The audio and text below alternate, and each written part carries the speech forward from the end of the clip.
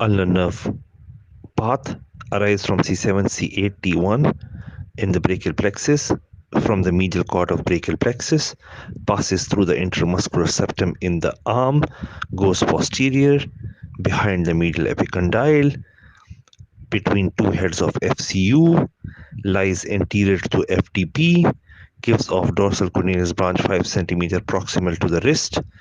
At the wrist lies between FDS and FCU, through the Guyon's canal at the wrist, between piriformis and piriform and hook of hamate, medial to the ulnar artery.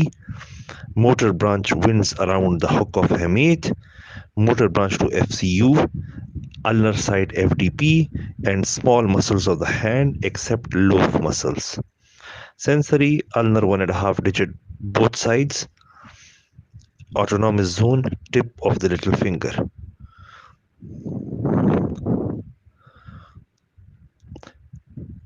Differential diagnosis, if ulnar nerve is involved: cervical radiculopathy,